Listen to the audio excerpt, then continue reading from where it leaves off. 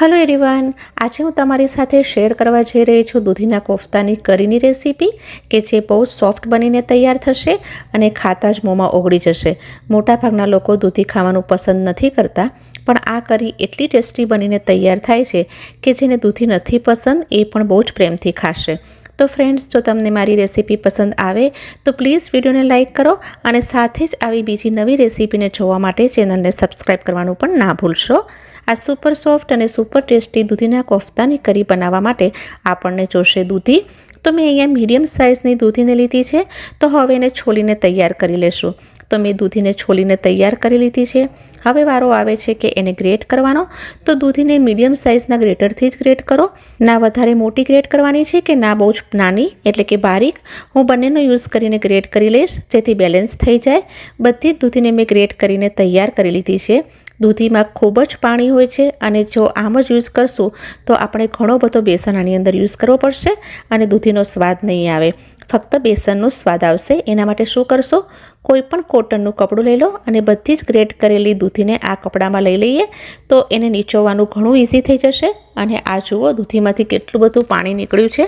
તો આ પાણીને ફેંકવાની જગ્યાએ કોઈ પણ શાકમાં એડ કરી શકો છો અથવા તો આમાંથી લોટ પણ બાંધી લેશું। દૂધીને નીચોવીને એને એક બોલમાં ટ્રાન્સફર કરી લેશું।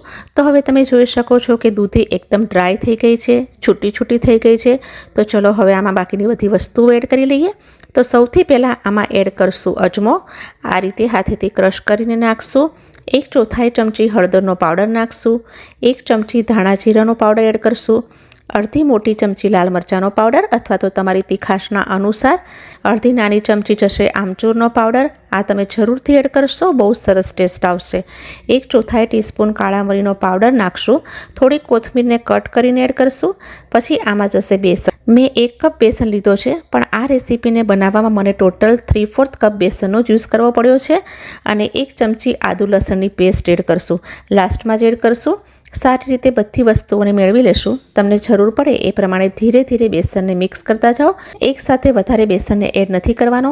તો જુઓ, કોફતા આ રીતે બની રહ્યા છે। તો હવે એમાં વધારે બેસનને એડ કરવાની જરૂર નથી।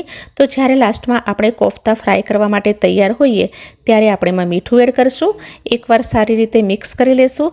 મીઠું આપણે એટલા માટે પહેલાં એડ નહોતું કર્યું કારણ કે પહેલેથી જો મીઠું એડ કરી દીધું હોત તો દૂધી ફરીથી પાણી છોડવા માંડત અને આપણે બેસનનો વધારે યુઝ કરવો પડત। જ્યારે કડાઈમાં તેલ ગરમ કરવા માટે ચડાવીએ ત્યારે મીઠું એડ કરો। હાથોને તેલથી થોડા ગ્રીસ કરી લેશું અને એમાંથી નાના નાના કોફતા બનાવીને તૈયાર કરી લેશું।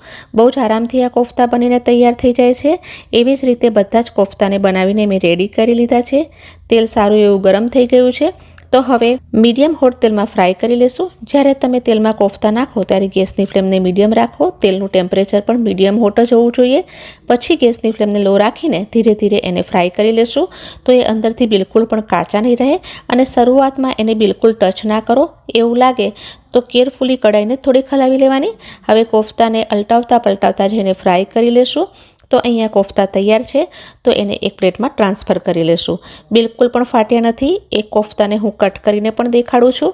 કાપવાથી તમને અંદાજો લગાવી શકો છો કે એ કેટલા બધા સોફ્ટ છે અને એની આ સોફ્ટનેસ જ ગ્રેવીને બહુ સરસ રીતે એબ્ઝોર્બ કરી લેશે। તો ચલો આમાંથી હવે કરી બનાવી લઈએ। પેનમાં તેલ ગરમ કરવા માટે મૂકી દીધું છે। 3 થી 4 ટેબલ સ્પૂન તેલ લીધું છે। તેલ ગરમ થતાં જ એમાં જશે થોડા ખડા મસાલા।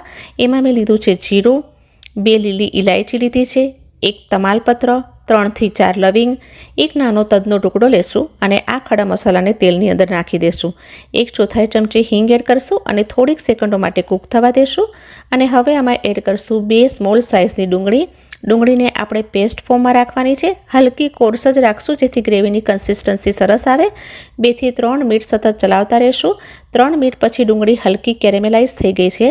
તો 1 ચમચી આદુ અને લસણની પેસ્ટ એડ કરશું અને એને પણ 1 થી 2 મિનિટ માટે એની કચાશ દૂર થઈ જાય ત્યાં સુધી સાંતળી લેશું। હવે આમાં જશે થોડાક પાવડર મસાલા। 1/4 ચમચી હળદરનો પાવડર, 1 ચમચી ધાણા જીરુંનો પાવડર, અડધી નાની ચમચી લાલ મરચાંનો પાવડર, 1 ચમચી નાખશું આમચૂરનો પાવડર। આ મસાલાને વઘારની સાથે 1 મિનિટ માટે પકવી લેશું। પછી એમાં સરસ ટેસ્ટ અને બાઇન્ડિંગના માટે એડ કરશું 1 ચમચી બેસન, એને પણ સારી રીતે મિક્સ કરી અને થોડુંક નાખશું પાણી અને જ્યાં સુધી મસાલો અને બેસન તેલ રિલીઝ ના કરે ત્યાં સુધી એને સાંતળવાનું છે. 2 મિનિટમાં બેસન પણ સારી રીતે શેકાઈ ગયો છે અને હવે એમાં 3 મીડિયમ સાઇઝના ટમેટાની ગ્રેવીને એડ કરશું. મિક્સ કરી લઈશું એકવાર સારી રીતે અને તરત જ એમાં મીઠું એડ કરી લઈએ.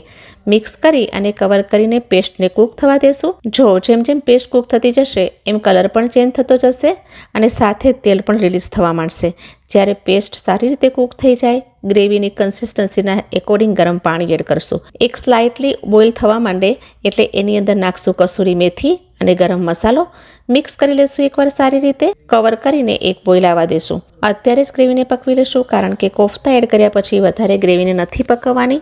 તો જ્યારે ગ્રેવી સરસ રીતે કૂક થઈ જાય ત્યારે એમાં એડ કરશું કોફતા. બસ 1 થી 2 મિનિટ માટે જ એને પકવશું. વધારે ટાઈમ માટે કૂક કરશું તો કોફતા હાર્ડ થવા માંડશે. 2 મિનિટ કૂક કર્યા પછી ગેસની ફ્લેમને બંધ કરી લઈશું અને લાસ્ટમાં કોથમીરથી ગાર્નિશ કરશું. જ્યારે સર્વ કરવાનો ટાઈમ આવે ત્યારે જ એનું લીડ ખોલશું તો એની જે ફ્લેવર છે એ અકબંધ રહે. તો આ આપણા ટેસ્ટી કોફતા કરી બનીને તૈયાર છે. આ રીતે સિમ્પલ દૂધીની સાથે પણ આપણે બહુ જ ટેસ્ટી કોફતા કરી બનાવીને તૈયાર કરી શકીએ છીએ, જે બધાને બહુ જ પસંદ આવશે. ગ્રેવીને પહેલેથી પણ બનાવીને રાખી શકો છો અને જ્યારે ખાવા માટે લોકો રેડી હોય ત્યારે કોફતાને એની અંદર એડ કરી લો. તો છે ને એકદમ ઇઝી અને ટેસ્ટી રેસીપી. મળીશ ફરીથી નેક્સ્ટ વિડીયોમાં જલ્દીથી. ત્યાં સુધી take care and thanks for watching.